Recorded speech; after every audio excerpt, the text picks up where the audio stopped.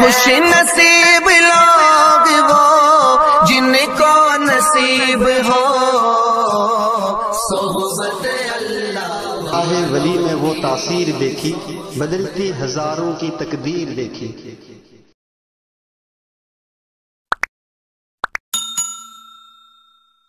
من الشیطان الرجیم بسم اللہ الرحمن الرحیم۔ قال اللہ سبحانہ وتعالی فی کتابہ الکریم والفرقان العظیم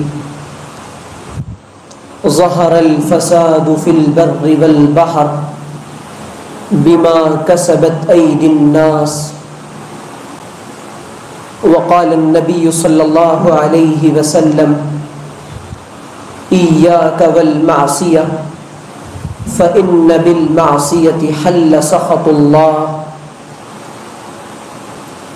سبحان ربك رب العزة عما يصفون وسلام على المرسلين والحمد لله رب العالمين۔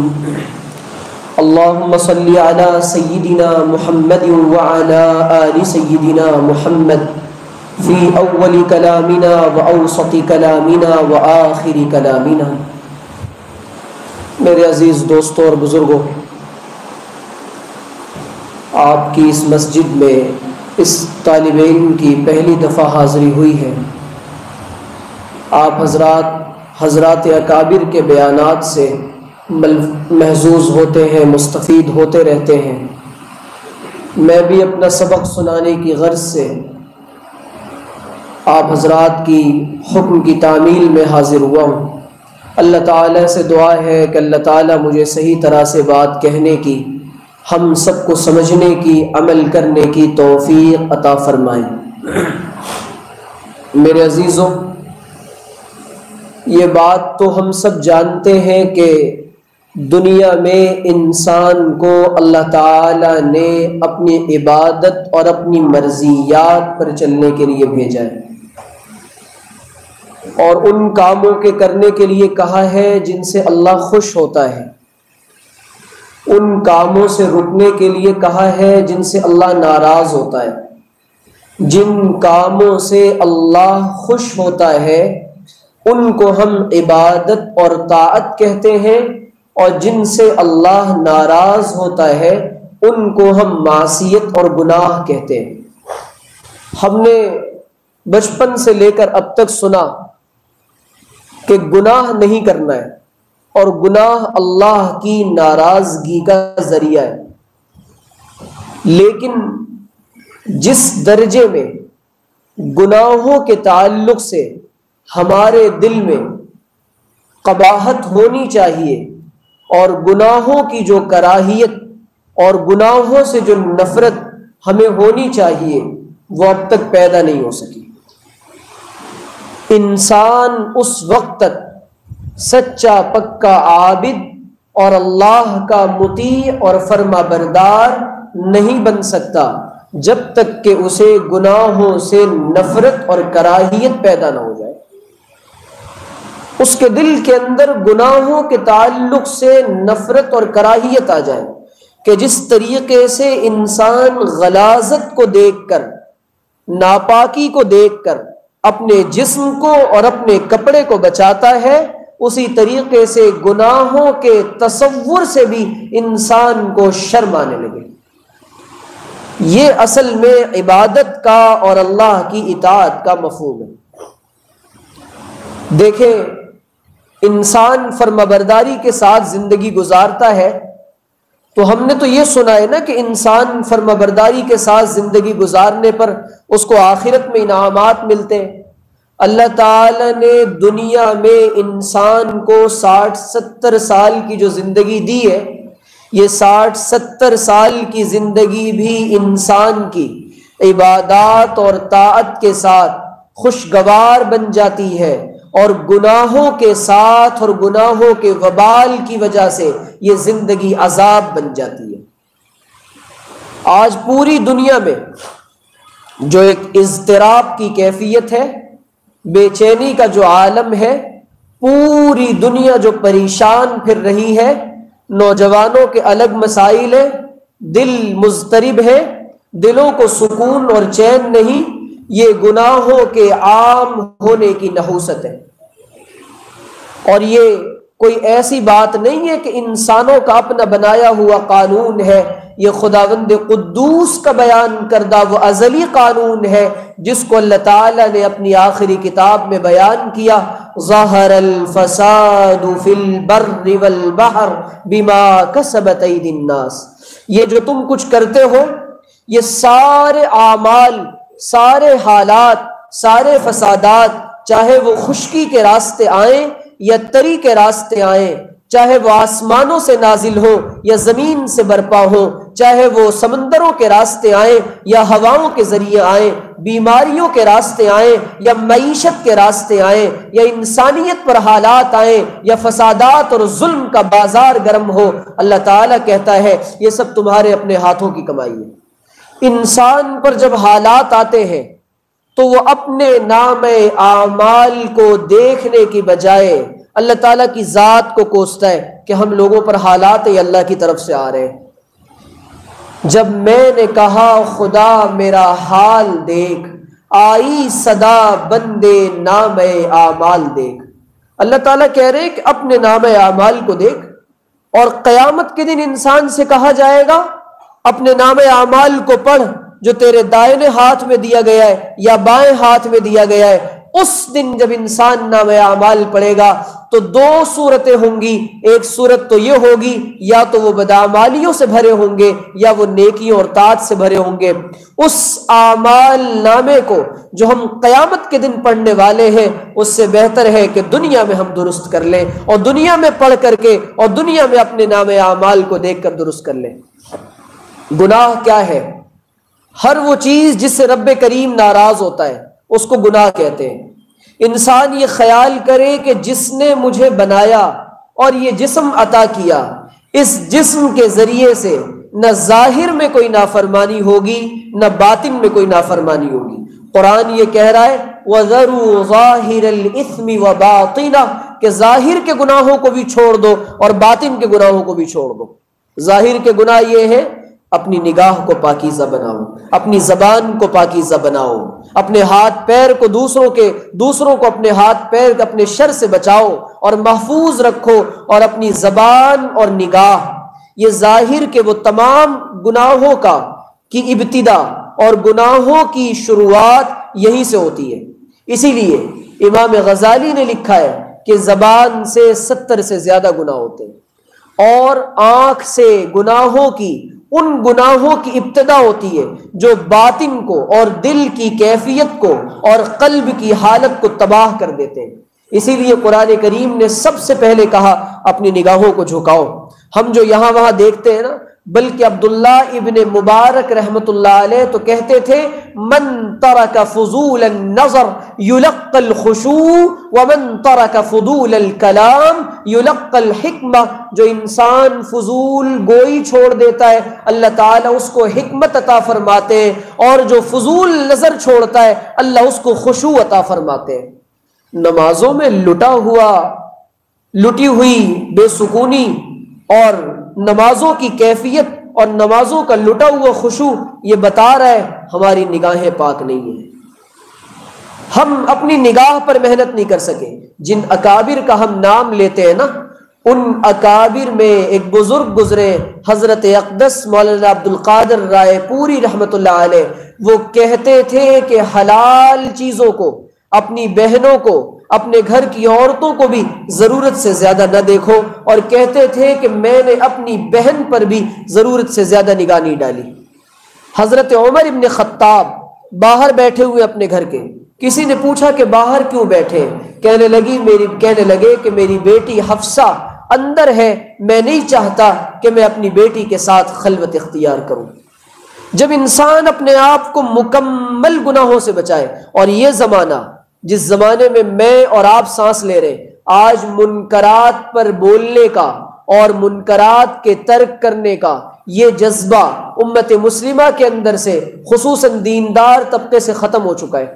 ہمارے یہاں گناہ قرب قیامت سے پہلے اتنا عام ہو جائے گا کہ گناہ ہلکا معلوم ہونے لگے گا، شراب کو نام بدل کر پیا جائے گا۔ یہ نبی اکرم علیہ الصلوۃ والسلام نے فرمایا۔ موسیقی اور میوزک کی راگ پر تھرکنے کو نوجوان برا نہیں سمجھے گا۔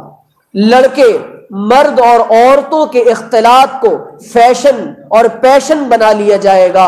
عورتوں اور مرد کا اختلاط اور مکس گیدرنگ، اس کو برا نہیں سمجھا جائے گا۔ مخلوط نظام تعلیم پر کسی کو کوئی آبجیکشن نہیں ہوگا، اور وہاں سے پھر بے حیائی کے اور بدکاری کے دروازے کھلیں گے۔ میں حیران ہوتا ہوں، ابن عمر کا یا حضرت عمر کا قول ہے، اس زمانے میں ان لوگوں نے اپنی زبان پر زنا جیسے لفظ کو لانا بھی بار بار پسند نہیں کیا۔ یہ اسلام کا حسن ہے، اسلام کی شفافیت ہے، اسلام کا یہ مزاج ہے کہ وہ بدکاری کے اس لفظ کو بھی اپنی زبان پر پسند نہیں کرتا۔ آج تیزی کے ساتھ گناہ عام ہو رہے۔ اب پھر اس کے بعد شیطان یہ وسوسہ دیتا ہے کہ یہ گناہ جو ہے نا، یہ صغیرہ ہے، یہ کبیرہ ہے۔ صغیرہ اور کبیرہ کی جو تقسیم ہے، یہ ہم نے اتنی زیادہ کی کہ ہمیں معلوم ہی نہیں پڑا کہ ہم کبائر کے دروازوں میں اور کبیرہ گناہ میں داخل ہو گئے، کبیرہ گناہوں کے دروازے پر داخل ہو گئے۔ امام نووی رحمۃ اللہ علیہ کے حوالے سے صاحب مرقات ملا علی القاری الحنفی نے لکھا ہے کہ جس گناہ پر پابندی کی جائے، مداومت کی جائے، اصرار کیا جائے، وہ کبیرہ بن جاتا ہے۔ جس گناہ پر پابندی کی جائے، مداومت کی جائے، انسان کے اندر جرأت اور بے باکی پیدا ہو جائے، وہ گناہ صغیرہ نہیں رہتا، وہ کبیرہ بن جاتا ہے۔ حضرت عبداللہ ابن عباس کے سامنے ایک صاحب نے ذکر کیا کہ کبیرہ گناہوں کی تعداد 70 ہے۔ عبداللہ ابن عباس فرمانے لگے اگر 700 کہا جائے تو کوئی مذائقہ نہیں ہے۔ اور یاد رکھیں یہ بات، ایک گناہ بھی انسان کی زندگی میں ہوگا جنت میں جانے کے لیے مانع بن جائے گا۔ اللہ تعالیٰ نے جس دین کا مطالبہ مجھ سے اور آپ سے کیا ہے، وہ 99% دین کا نہیں ہے، وہ پورے 100% دین کا مطالبہ ہے۔ سب سے پہلے میں اپنی ذات کو تیار کروں، میں اپنے آپ کو تیار کروں کہ جتنے کبائر ہیں، وہ گناہ جو میری آنکھوں سے ہوتے ہیں ہم ان کو چھوڑ دیں گے، وہ گناہ جو میری زبان سے ہوتے ہیں ہم ان کو چھوڑ دیں گے، وہ گناہ جو میرے دل میں جس کے خیالات بار بار آتے ہیں۔ اللہ تعالیٰ کا عجیب نظام ہے کہ روایات میں آتا ہے وَإِنْ هَمَّ حَسَنَةً، اگر انسان کسی نیکی کا ارادہ کرتا ہے تو اللہ تعالیٰ اس نیکی کے ارادے پر اس کو ایک نیکی عطا فرماتے ہیں۔ اور اللہ تعالیٰ قرآن کریم میں کہہ رہے ہیں اگر وہ نیکی کر لیتا ہے تو ایک کے بدلے 10 عطا فرماتے ہیں، اور آگے اضعافا مضاعفا، اس سے زیادہ اللہ جتنا چاہے بڑھا کر دیتے ہیں۔ وَإِنْ هَمَّ بِهَا سَيِّئَةً، اور اگر گناہ کا خیال آتا ہے اللہ تعالیٰ ایک گناہ دیتے ہیں، اور اگر وہ گناہ کا خیال آ جائے اور اس گناہ کو نہ کرے اللہ تعالیٰ اس پر ایک نیکی عطا فرماتے، کر گزرے تو ایک گناہ دیتے۔ یہ اللہ تعالیٰ کے حوصلے ہیں اپنے بندوں کے ساتھ۔ اللہ یہ کہہ رہا ہے کہ تم کسی درجے میں اپنی زندگی سے گناہوں کو ختم کر دو۔ ہم اعمال تو خوب کرتے ہیں، نمازیں بھی ہو رہی ہیں، تلاوت بھی ہو رہی ہے، ذکر بھی ہو رہا ہے، ساری چیزیں ہو رہی ہیں، لیکن گناہوں کا معاملہ، زندگی سے گناہ کا کھوٹ نہیں نکل رہا۔ تنہائی میں جانے کے بعد موبائل پر قابو نہیں ہے، نگاہوں پر بازار میں چلنے کے بعد قابو نہیں ہے۔ خدا ناراض ہوتا ہے جن کے دیکھے سے ہم ہرگز نہ دیکھیں گے۔ اللہ تعالیٰ ناراض ہو رہا ہے، وہ کہہ رہا ہے، اور گناہ کو، جس گناہ کو ہم نے ہلکا سمجھا ہے، نبی کریم علیہ الصلاۃ والسلام نے فرمایا ایاک والمعصیہ فإن بالمعصیۃ حل سخط اللہ۔ دیکھو گناہ سے اپنے آپ کو بچاؤ۔ انسان گناہ کرتا ہے، اللہ کے غصے کو اور اس کے غضب کو اپنے لیے حلال کر دیتا ہے۔ خدا کی قسم، نبی اکرم علیہ الصلاۃ والسلام کی دعاؤں کے طفیل میں اور آپ انسانی شکلوں میں بیٹھے ہیں، ورنہ اللہ کے رسول نے فرمایا مسخ اور خسف کا عذاب اس امت پہ نازل ہو جاتا، یا تو آسمان سے پتھر برستے یا اللہ تعالی ہماری چہروں کو بدل دیتا۔ لیکن عارفین کہتے ہیں گناہوں کی نحوست سے اللہ اس امت کے چہرے نہیں بدلتا، لیکن اس امت کے دل سخت کر دیے جاتے ہیں، اور حال یہ ہوتا ہے کلا بل ران علی قلوبہم ما کانوا یکسبون، ان کے دلوں پر مہر لگا دی جاتی ہے، اور روایات میں آتا ہے ایک گناہ کرتا ہے، ایک سیاہ نقطہ اس کے دل میں لگتا ہے، اور دھیرے دھیرے وہ نقطہ سارے دل کی زمین کو کالا کر دیتا ہے۔ عبادات کا مزہ کیوں لٹا ہوا ہے؟ ذکر کا لطف کیوں نہیں آتا؟ اللہ والوں کی باتیں دلوں پر اثر کیوں نہیں کرتی؟ جنت کا شوق کیوں پیدا نہیں ہوتا؟ جہنم کے خوف پر عجیب بات ہے، ہمارے یہاں موت کے تذکرے ختم ہو گئے۔ راوی کہتے ہیں عمر بن عبدالعزیز کا زمانہ آیا، عمر بن عبدالعزیز اپنے تمام لوگوں کو جمع کرتے اور رات کے وقت کہتے موت کا تذکرہ کرو، اور موت کا تذکرہ ہوتا رہتا، عمر بن عبدالعزیز روتے رہتے۔ صحابہ کا زمانہ ہے، کہتے اجلس بنا نؤمن ساعتن، آؤ تھوڑی دیر ہم بیٹھ کر اللہ کا ذکر کر لیں، اللہ کو یاد کر لیں۔ آج ہمارے یہاں نہ اللہ کا ذکر، نہ رسول اللہ کا ذکر۔ ہماری وہ مجالس، نبی اکرم علیہ الصلوۃ والسلام نے فرمایا وہ مجالس جو اللہ اور رسول اللہ کے ذکر و درود کے سے خالی ہو، وہ مجالس انسان کے لیے وبال جان ہوا کرتی ہیں۔ اور میرے عزیزوں، ہم یہ سمجھتے ہیں کہ گناہوں کے نقصانات کیا ہوتے ہیں؟ گناہ کا سب سے پہلا نقصان اور وبال اور عذاب یہ ہوتا ہے اس کے چہرے سے نورانیت ختم کر دی جاتی ہے۔ اس کا نقصان یہ ہوتا ہے اس کو نیک عمل کی توفیق سلب کر لی جاتی ہے، چھین لی جاتی ہے۔ تیسرا نقصان کیا ہوتا ہے؟ صحیح حدیث کے الفاظ ہیں، نبی اکرم علیہ الصلوۃ والسلام نے فرمایا دو لوگ محبت کرتے ہیں، ایک گناہ کر بیٹھتا ہے، اس گناہ کی نحوست کی وجہ سے اللہ تعالیٰ دوسرے کے دل میں نفرت کے جذبات پیدا کر دیتے ہیں۔ بیویوں اور شوہروں کی لڑائیاں اور یہ کورٹ کچہری کے معاملات، یہ پارٹنرز کے آپس میں نا اتفاقیاں، یہ یوں ہی نہیں ہوا کرتی۔ جب انسان اپنے رب کا باغی بنتا ہے، اس کی بغاوت کے اثرات اس کی بیوی پر پڑتے ہیں، اس کی اولادوں پر پڑتے ہیں، اس کے کاروبار ساتھیوں پر پڑتے ہیں۔ نبی اکرم علیہ السلام کی صحیح روایت ہے۔ اور علماء نے 100 سے زیادہ دنیاوی نقصانات گنوائے ہیں گناہ کے۔ جسم کمزور پڑ جاتا ہے، دل کمزور ہو جاتا ہے۔ آج معاملہ یہ ہم نے سمجھا کہ گناہوں کا نقصان، اور عجیب بات یہ ہے گناہ پر پابندی کرتے رہنے سے عمر کم کر دی جاتی ہے، اللہ تعالیٰ رزق کے معاملات کو روک لیتا ہے، اور سب سے بڑا نقصان اولاد سے برکت ختم ہوتی ہے، نیک اولادیں اس کی نسل میں پیدا نہیں ہوتی۔ اللہ ہمیں گناہوں کی قباحت ہمارے دل میں ڈالے کہ یہ گناہ ہے۔ حضرات صحابہ کے زمانے میں اگر گناہ کا نام آ جاتا تھا حضرات صحابہ کانپ جاتے تھے۔ ہم نے ہلکا سمجھ رکھا ہے، قرب قیامت سے پہلے گناہ کو شیطان لوگوں کی نگاہوں کے سامنے مزین کر کے بتائے گا۔ نوجوان کہے گا کہ خواتین کے ساتھ بیٹھنے اٹھنے میں، مخلوط نظام تعلیم میں، کوئی ایجوکیشن سسٹم میں کوئی قباحت نہیں ہے۔ ماں باپ کہیں گے پیسہ ہو چاہے جیسا ہو، حلال و حرام کی تمیز۔ نبی اکرم علیہ السلام نے فرمایا قرب قیامت سے پہلے یہ حال ہوگا کہ انسان کے گھر مال آئے گا، اسے یہ پرواہ نہیں ہوگی یہ حلال آ رہا ہے یا حرام آ رہا ہے۔ ہم ایک اپنی زندگی گزارنے کے لیے فاقوں پر گزارا نہیں کر سکتے۔ حال یہ ہے کہ جو جسم نبی اکرم علیہ السلام نے فرمایا مال حرام سے پلا ہو، وہ جنت کی خوشبو بھی نہیں سونگھے گا، اسے جنت کی خوشبو بھی نصیب نہیں ہوگی۔ عرض یہ کہ گناہوں کی جو قسمیں ہم ان کو چھوڑ دیں۔ قرآن یہ کہہ رہا ہے کہ جب انسان، اور اللہ تعالیٰ کا نظام یہ ہے گناہوں کو چھوڑ کر انسان زندگی گزارتا ہے، اس کو کہتے ہیں کہ اب اس کے اندر تقوی آ گیا ہے۔ گناہگار کی کے اپوزٹ میں متقی بندہ ہوتا ہے۔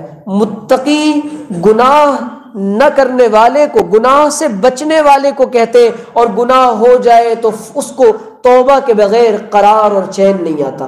اللہ یہی کہہ رہا ہے یا ایھا الذین آمنوا اتقوا اللہ وکونوا مع الصادقین، اے لوگو اللہ والے بن جاؤ۔ ہم نے سمجھا ہے کہ اللہ والے بننے کا مطلب یہ کہ 2 پر لگا لیں، ہواؤں میں اڑنا شروع کر دیں۔ یہ اللہ والا بننے کا مطلب نہیں۔ عام بندوں میں اور اللہ کے اولیاء میں سب سے پہلا فرق یہ ہوتا ہے وہ اللہ کا ہر وقت خیال اور استحضار رکھتے ہیں، اور دوسری بات عمل کے نتیجے کا یقین ہوتا ہے کہ اس عمل کا نتیجہ کیا ہوگا۔ جانتے ایک گناہ کے نتیجے میں خاتمہ کفر پر ہوا. ایک اللہ کا بندہ تھا، مسجد کا مؤذن تھا، اذان دینے کے لیے اپنے ملک میں مسجد کی چھت پر چڑھا، غیر محرم پر نگاہ پڑی، دیوانگی دل میں آئی، عاشق ہو گیا، صورتوں پر فریفتہ ہو گیا. کہنے والے نے کہا میر مت مرنا کسی گلفام پر، خاک ڈالو گے انہی اجسام پر. دیکھتا ہی جا رہا ہے، دیکھتے دیکھتے دیکھتا جا رہا ہے، گناہ کی ظلمت دل کے اندر آئی، ایمان کا نور ختم ہو گیا. دروازہ نوک کیا، کون؟ مسجد کا مؤذن. کہا ٹھیک ہے، کیا بات ہے؟ میرے والد نہیں ہے، جاؤ اوپر کے کمرے میں، جب وہ آ جائیں ان سے بات کرنا. اوپر کے کمرے میں عاشقی کے عالم میں پڑا ہے، رو رہا ہے. والد آیا، بات کی. اس نے کہا تم مسلمان ہو، ہم مسلمانوں سے اب رشتے نہیں کیا کرتے، ہم عیسائی ہیں، لہٰذا اگر تم عیسائیت کو قبول کرو اور ہماری بات مانو تو ہم اپنی بیٹی کا نکاح تم سے کریں گے. اس نے کہا میں تیار ہوں. ایمان ختم ہو گیا. سیڑھی سے اتر رہا ہے، ابھی پوری طرح سے زبان سے الفاظ کہتے میں عیسائیت کے لیے تیار ہوں. سیڑھی سے اترتے ہوئے پیر پھسلا، ہڈی ٹوٹی، انتقال ہو گیا. کتابوں میں واقعہ لکھا ہوا ہے. یہ اللہ کی توفیق سمجھنا چاہیے کہ گناہوں کی وجہ سے وہ ہمارے دلوں سے ایمان کو سلب نہیں کرتا، لیکن وہ وقت دور نہیں. اللہ اکبر. اقترب للناس حسابهم وهم في غفلة معرضون. اقترب للناس حسابهم. لوگوں کے لیے حساب و کتاب کا وقت قریب آ چکا اور انہیں کیا ہو گیا ہے کہ وہ غفلتوں میں پڑے ہوئے. ہم غفلت میں نہیں پڑے؟ کیا ہمیں یہ دھوکہ نہیں لگا کہ صبح کا مومن، نبی اکرم صلی اللہ علیہ وسلم نے فرمایا یصبح الرجل مؤمنا ویمسی کافرا ویمسی الرجل مؤمنا یصبح کافرا. نبی نے فرمایا صبح کا مومن شام کو کافر ہوگا، شام کا مومن صبح کو کافر ہوگا. ہم کون سا ایمان، اس داڑھی ٹوپی کرتے پاجامے کا نام ہم نے ایمان سمجھ رکھا ہے. نبی اکرم صلی اللہ علیہ وسلم نے فرمایا قرب قیامت سے پہلے حال یہ ہوگا کہ لوگ اسلام کا صرف نام باقی رہ جائے گا، الا اسمہ ولا يبقى الاسلام، اور صرف قرآن کے حروف رہ جائیں گے لیکن دلوں کے اندر قرآن اثر نہیں کرے گا. کیا وہ زمانہ نہیں آ گیا؟ حضرت زینب بنت جہش صحابیہ ہیں، انہوں نے حضور سے پوچھا حضور جانتے ہیں یہ حالات کیوں آ رہے ہیں؟ اب ہم کہتے ہیں کہ نیک لوگ بھی تو ہیں، ایک گناہ کی وجہ سے کئی گھروں تک نحوست پہنچتی ہے، ایک بے نمازی کی نحوست 40 گھر تک جاتی ہے. نبی اکرم صلی اللہ علیہ وسلم نے فرمایا یہاں سارا کا سارا محلہ بے نمازی بنا پڑا ہے. اس کے بعد کہہ رہے امت مسلمہ پر تنگی کے حالات ہیں، ظالم بادشاہ مسلط ہے. یہ ظالم بادشاہ یہ ہمارے اپنے اعمال کا نتیجہ ہے پورے کے پورے دین پر. اور ہم یہ سمجھ رہے کہ نبی اکرم صلی اللہ علیہ وسلم نے 2 روایتیں سناتا ہوں. زینب بنت جہش نے پوچھا حضور انہلک وفینا الصالحون قال نعم اذا کثر الخبث. ہاں تم میں نیک لوگ موجود ہوں گے، اللہ والے موجود ہوں گے، وہ تمہارے لیے دعائیں کریں گے. حضور نے فرمایا وہ قبول نہیں ہوں گی، تم تب بھی ہلاک ہوگے، تمہاری عورتیں تب بھی بیوہ ہوں گی، تمہارے بچے تب بھی یتیم ہوں گے، ظالم تم پر تب بھی ظلم کرے گا، ہلاکتیں تم پر تب بھی آئیں گی. جانتے ہو وجہ کیا ہے؟ وجہ یہ ہوگی خباثت غالب ہو چکی ہوگی، دل بدکار ہو چکے ہوں گے، نگاہیں لاپرواہ ہو چکی ہوں گی، نگاہیں بالکل بے قابو ہو چکی ہوں گی، زبان پر کنٹرول ختم ہو چکا ہوگا، حلال و حرام کی تمیز ختم ہوگی، اور انسان اس حال میں جائے گا. قرب قیامت سے پہلے دوسروں کی دنیا بنانے کے لیے ہم اپنی آخرت کا نقصان کر رہے ہیں.